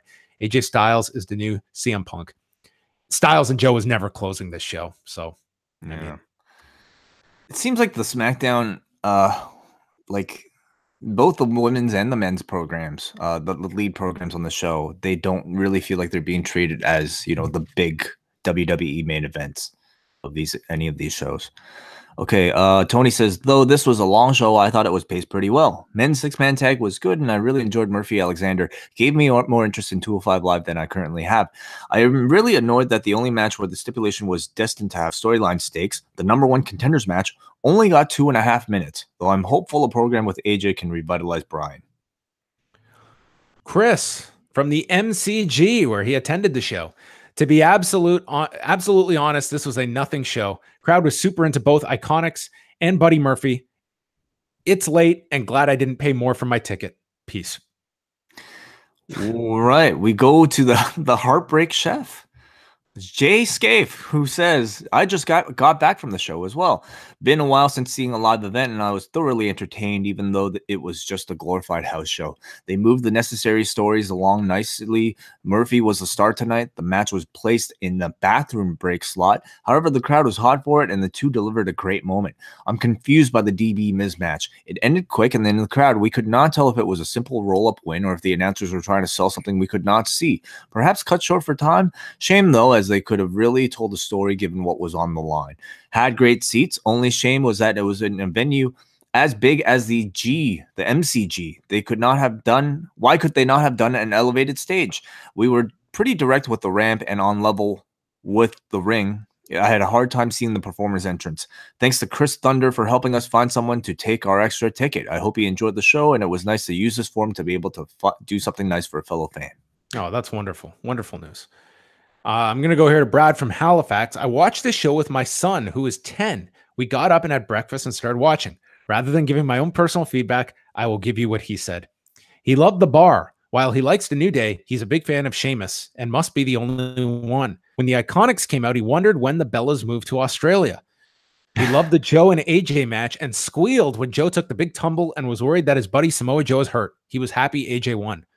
Well, not much of a buddy then. When the Bellas came out, he wondered how come they didn't fight the Iconics. During the middle of this match, he wondered how come there were 3 women's matches on this card, and loved when Ronda won the match with a double armbar. Well, don't worry, 10-year-old. It will even out in Saudi Arabia. He screamed through the cruiserweight match with the big spots and was very happy for Buddy. Then he got up and left and said, we will have to watch the rest later, saying, Dad, this is just too long. 13 out of 20. That's awesome. That's our best feedback of the night so far. Thank you so much for that. Chris Kent on the West Coast, so I wasn't able or willing to get up that early to finish by the time you guys got started, but I have been really enjoying what I've been seeing so far. I have a theory about AJ that I want to run, excuse me, by the two of you. Even though Brock's recent run outlasted Punk's, this is the belt Punk held for so long. My theory is that AJ holds the belt until it outlasts Punk's reign, which would be mid-January, at which point I figured they would keep it on Styles until Mania. What are your thoughts? I really don't think I think that's fans overthinking a lot of this. They are not just keeping a title on a guy so they can beat a record that. No, I wouldn't say that. I wouldn't say they're specifically doing that. But now that it's within reach, do you think that they will go further? With that as an added benefit. I mean, sure, if they want. I don't think that really holds much interest with people. Like it's a random stat that you throw out. Is it true that AJ and CM Punk both held those records at one time? AJ holding what record? Didn't AJ hold some type of record that Nikki Bella had to break or something? Or am I mistaken? I don't the championship, the Divas Championship reign. the longest lasting champion or something like that. I mean, AJ's AJ Lee. Oh, AJ Lee. Yeah. Yeah. Well, Nikki beat AJ's record. Yeah. Yeah. So I'm saying at some point AJ Lee and CM Punk both were the longest reigning champions of those belts. Yeah. I guess that would have been, yeah, at one point they would have been. So now they can transition to Nikki Bella and AJ Styles, perhaps. Maybe. I don't think that's the craziest theory in the world there, Chris Kent. We go to oh, sorry, your turn. Jordan writes, just finished the event as I didn't want to get up at 5 a.m. to watch it. Match of the night was AJ and Joe. I thought this match was by far the best in their series of matches. Honorable mention to the cruiserweight match as well. One big takeaway for this night is The Undertaker. I'm a huge fan, and watching the main event, it became apparent that I no longer want to see him in the ring after tonight. As sad as that is for me to say. 45 minutes, 30 minutes plus was him blowing up. Not really appealing to me when you have some of the best talent on the roster that can deliver. 6.5 out of a possible 10. And he wishes us a happy Thanksgiving. Thank you very much, Jordan. John from Montreal, I thought the show was pretty decent overall. Joe and Styles was my match of the night. I thought it was great. As for the main event, I don't know what to say. It's nice seeing them all in the ring, but Taker has to call it quits. I'm afraid he's going to hurt somebody soon. On a side note, I find it hilarious how the Shield are wearing bulletproof vests, and when they get chops, they act like it hurts like hell. Have you ever been chopped by a dog at war? Wearing a vest? Maybe they're not good vests. Maybe you shouldn't invest in them. Yes. Last one. Bill and Alex in Orlando, our favorite tandem feedbackers. We were glad to see AJ keep the title. We agree with John that this was the match of the show. We have a bad feeling that the Dean turn is going to happen way too soon. Even Survivor Series seems too early for us. With those shows and a second show in Saudi Arabia, do you see the WWE doing these types of shows outside of the US and Canada more often, such as every 90 days or every other month? I would say these stadium events, when there are local promoters or countries that are willing to pay money for these shows, they will do them. They will upset their house show schedules. If you are willing to spend money, which this was a sold show by the company to Australia, which the Saudi Arabia shows are bought by the General Sports Authority for this 10-year contract. Sorry, so let's clarify. So what was it? The Australian government that paid for this? This was, I mean, it was a local promoter that was, group that was that purchased this show. I see. Okay, so ticket sales didn't really matter. I mean, typically with these sold shows, it's like the WWE. I don't know if that's the exact case for this one, but they're paid like a figure, and then it's the promoters that are in charge of all the ticket selling, and they assume the risk of the show. It's very interesting. Yeah. And I wonder like where their next market might be that they'd be looking to break into. I mean, obviously, we know South America. Yeah. I mean, there's, European countries that are looking for shows. Like I can see them being, I mean, China, potentially. China, definitely. Mm-hmm.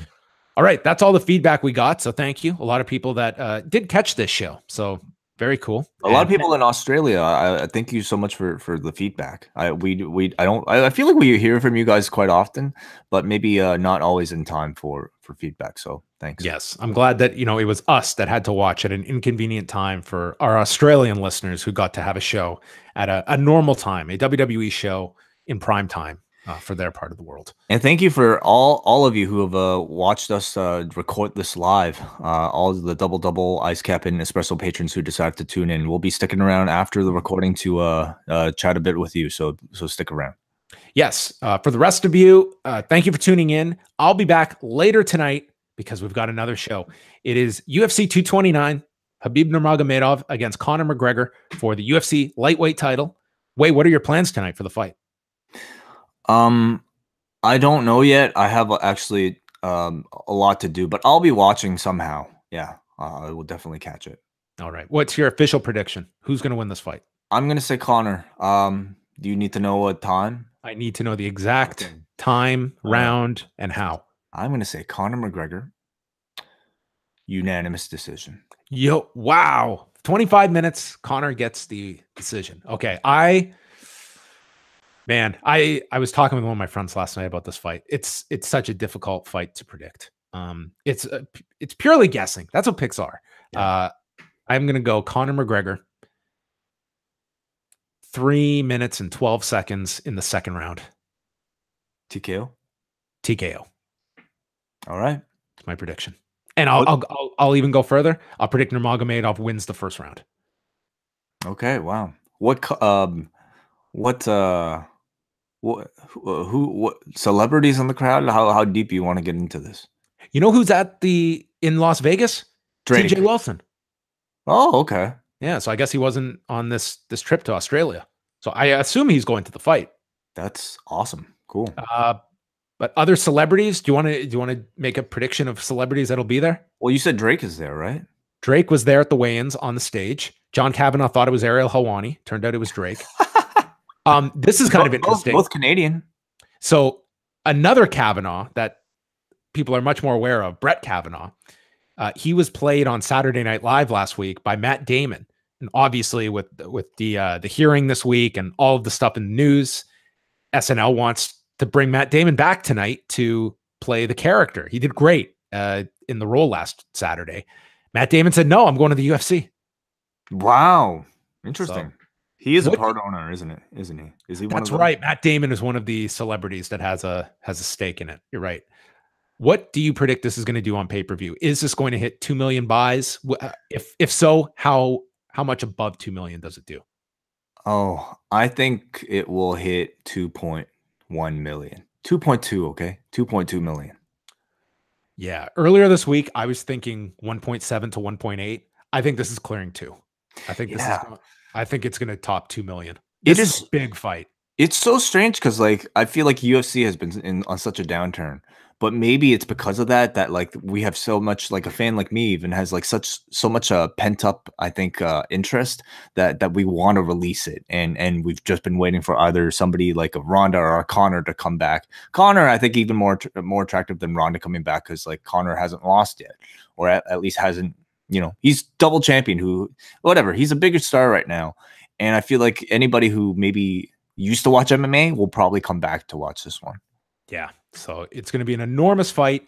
I will be back live tonight. I'm going to be joined by Ziggy, maybe another guest as well, to review. Actually, I can confirm my friend Phil. He will be on the show as well. Awesome. He is coming. So the three of us will have a post show late tonight. That will be a free one for everybody. And then Wai and I are back Monday. We've got 2 shows out Monday. In the afternoon, we will be doing a special cafe show reviewing the King of Pro Wrestling event, which I can't believe is already happening on Monday. And then Monday night, we are back with Rewind to Raw. Are you all set for Monday? No, I'm not, but I'll have to be. But also a quick plug. We also have a number of free shows coming out on the network. First of all, on the free feed right at this very moment, every Saturday morning, get your eggs. We got eggshells. We have Chris Charlton speaking with John Carroll from Wrestling Omakase, a wrestling podcast on the Voices of Wrestling Network, talking about the year 2004. That's Noah's first show at the Tokyo Dome as well. Bob Sapp as IWGP champion. And then also tomorrow on Up Next, what have we got, John? Special interview. Davey Portman is going to be interviewing AJ Kirsch, my alter ego, about the WWE 2K19 video game. So Davey had a chance to sit down, chat with him, because AJ did a bunch of voiceover work for the game. So he's going to be chatting about the development of the game and probably some interesting notes if you are looking forward to 2K19, which is out this week. So that's going to be coming up Sunday, postwrestling.com. Postwrestlingcafe.com is where you can sign up. Lots of great bonus shows up there, including our 2.5-hour edition of Ask Away, the biggest ever, as Vince McMahon would say. And we've also got our Watch Away special, where Wai and I sit down and watch a much better Undertaker Triple H match from 2012. So you can sit along, get into our heads as we sit down and watch that very lengthy match from WrestleMania 28. And the Instagram contest. If you have not entered, deadline is Monday. We will be picking our winner on Rewind to Raw. Simply tag us at Post Wrestling Official on Instagram. Send us a photo of where and how you listen to Post Wrestling. Just take a selfie of yourself where you listen to our shows. And we've got some great entrants so far. It's going to be a tough decision on Monday. Yeah. Be sure to follow and tag us at Post Wrestling Official. We got a lot of stuff. everywhere. Winner will get the new Creating the Mania book by John Robinson, courtesy of ECW Press. So that is all. Thank you for listening. Thank you for watching. And we'll speak with you, well, with me later tonight. All right. That's how it's done. Woo! Oh Man. my God. Glad that's over. Now we take a breather. Now I have a cigarette. And we chat. Yeah. How's everybody doing in the chat room? Thank you guys all again for sticking around. Robert Brocky, the postmaster himself, how you doing? A. Blake, Jake, DC. If you guys have any questions for us, we want to stick around for a few minutes just to thank some of you guys for. Maybe I have some questions for them. Yeah, sure. Okay, guys, listen. Now that it's just us here, okay? Where the fuck were all you guys on that Collingwood Football Club one? We needed you there. We needed a lifesaver. Somebody, you know how much fucking shit we're gonna hear for that? I will hear that all day Sunday. I will guarantee you. We will get more feedback about those 60 seconds than the last hour and 45 minutes we spoke about. That's not true. David Stroger wrote Aussie rules. I mean Aussie rules football, I guess. Is that soccer? Is that rugby? What the hell does that mean? I don't even know what that means. I didn't really even look it up. I assumed it was rugby. I don't know, dude. Yeah, it's like I don't even have the energy to look. But do you want to take some questions, Wai? Okay, if any of you guys have some questions, just post them out. Nobody's really posting anything. Why don't I ask you one, John? Okay. What is the last restaurant you went to? The last restaurant I went to, where was the place I went to? I went to this like steak place last Saturday. It was downtown, like Bloor West area. What's it called? The name escapes me. It was like a small little restaurant. In that area, there's so many tiny little restaurants that you can find like a million places to eat, and you've probably heard of like none of them, but it's a great area in the city. If you're like Bloor West area or even Dundas West as well, there's tons of places. I'm sorry, really not prepared for this question with a great answer at all. Yo, did you hear Cubano's I went to last night, and I had this tremendous, everyone will love this, pork shoulder fried chicken sandwich. Oh, that's great. Yeah. Cubano's on Ossington? Yes. Yeah, I like that place. I usually get the pork shoulder. It's really good. I'm serious. That Ugly Delicious show was great. I enjoyed it. I didn't want it to end. No, again, like I also recommend Eddie Huang, his show Huang's World on Vice as well. If you're into like that style of show where like they kind of use food to talk about the culture of the place at large. Mm-hmm. Hey, you know, like I know, like that Banksy exhibit just closed. Did you hear about like what happened today? No. So you know the famous Banksy piece with like the girl holding the balloon? Yes. So anyway, somebody like they auctioned that today at that famous auction place, Sotheby's. Yeah. For like £1 million, somebody bought this. Whoa. And then immediately, oh no, it started shredding itself. Like it self-destructed, this painting. What? Because like I guess he had put this painting on top of like a paper shredder that was hidden inside the frame. What an idiot. No, this was on purpose. This was a stunt. Oh, okay. I thought it was like someone had accidentally started shredding itself. You don't accidentally put a painting in front of a paper shredder. He mounted this thing in a hidden paper shredder inside the frame. So the moment that this person bought it and it sold for like $1 million, it just started to destroy itself. It was amazing. Money that bought it? Well, they don't know yet. They don't know. Well, here's the crazy part is they don't know, first of all, if it'll be refunded. But secondly, they don't know that if it's gone down in value or if it's gone up in value as a result of this. Oh, art is just art. It doesn't have to be like held together. Like I just find this the most amazing thing. Okay, we got some questions here. Okay, Jake says there is an Australian rules football that's a separate code of football.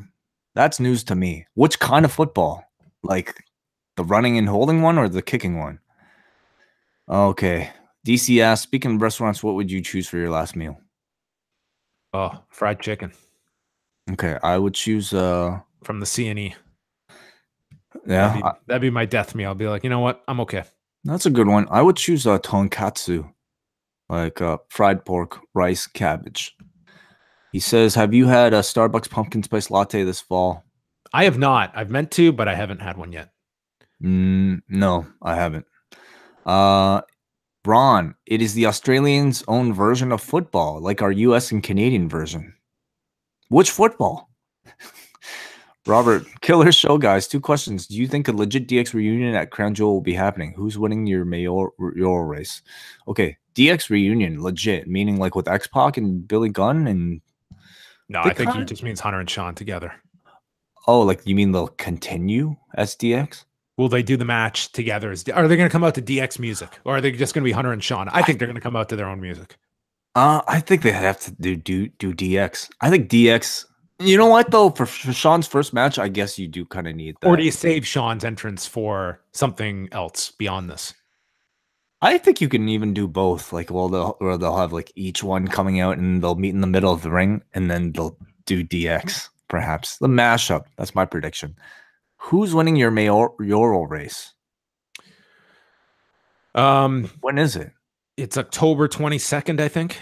I think that's election day. So it's been that long? Oh, sorry, it's only been like 2-3 years, right? Since 4 years. It's been 4 years already. Well, I believe so. How much is like? Where's this smart track? Where's this like? Where's all the stuff that dude promised? Well, maybe you can go vote and ask ahead of time. Monday, October 22nd is our mayoral election. I'm assuming John Tory is going to get reelected as mayor.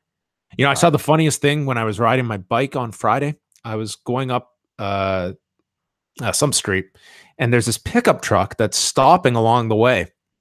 And this guy gets out of the side, and he grabs like one of the lawn signs, like one of the big ones for the Liberals, and just tosses it into his pickup truck in the back. And I drive by, and he's just got a pile of these, just driving around taking these Liberal signs. Wow, like just like taking them away. It looked like he was just grabbing them and like putting them, just taking off with them. Isn't that illegal? I don't know. Like, I guess there's the possibility he could have been, like, I don't know, just like working for them, or maybe there's a typo. There was just a group of them, and he just tossed them into his back into the truck he was in. Got it.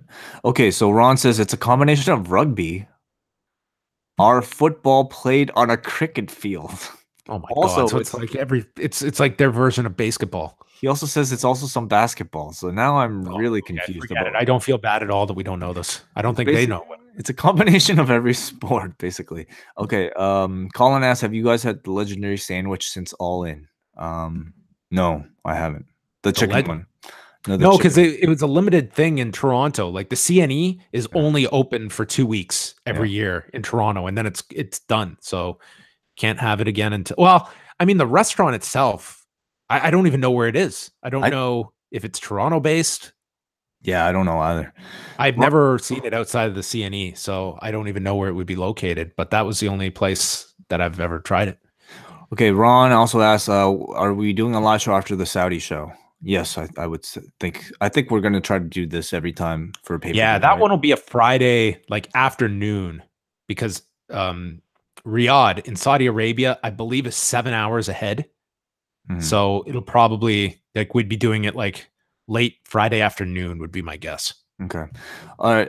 Aston asks, are you two big horror movie watchers for Halloween? I'm not. You?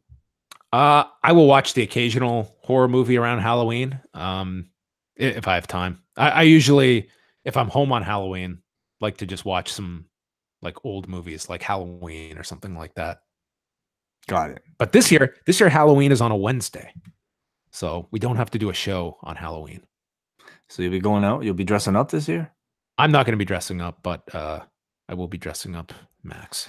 Hey, Steve Kosan, what's up here? He says, I'm listening to you guys in Singapore. It's weird as hell. I'm still in Toronto time. The bibimbap here is amazing. Question, pay-per-view of the year so far? I still say All In. What is your pay-per-view of the year so far, John? Takeover New Orleans. Yeah, it's hard for me to like really kind of judge that one because I wasn't watching that one live. You know, you and I watched that one in the hotel room after like ROH. And so it's always different for me. But I mean, I would rank Wrestle Kingdom up there as well. I'm really gonna have a hard time, I think, making that choice at the end of this year. Did either of you vote for the Wrestling Observer Hall of Fame?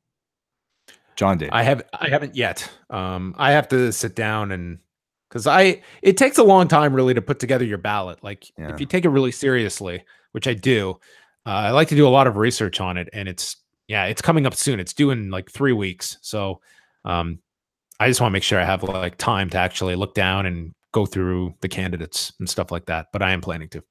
We'll do one last one because we have to edit the show. Jake says, do you see Connor and GSP happening next year? Likely or unlikely? I'll say likely.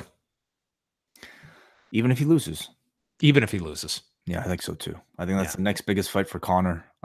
Even if Connor beats him and has the belt, like he's just... It's actually easier to make that fight if Connor doesn't have a belt. Yeah, like he's going to do a super fight at lightweight. Well, even if he loses the belt... Or sorry, even if he wins the belt, he's not going to defend that thing. Who else is he going to defend that thing to that has like that much higher value, I suppose? Who like Pettis? Yeah, Pettis. You know, Pettis has such a I don't discount Pettis winning tonight's fight. Like there's a lot of questions about Tony Ferguson, his knee. I am picking Ferguson, but I think Pettis winning, I don't see him getting like I don't see him getting the winner, especially if it's Connor for that lightweight title fight. Like, I just think Pettis still has, I guess Nate, potentially. Nate would leapfrog both Ferguson and Pettis if those were the options. I think Pettis is, I think even Dustin Poirier is in a better position than Anthony Pettis would be to get into that mix as well. But I see Connor eyeing that George fight after this, just because that could beat whatever tonight's fight does. I think people would expect it to. Okay, guys, thank you so much. We have to get going. John has a long day ahead of him, and I have to buy a couch. So thank you, guys. See you guys next month.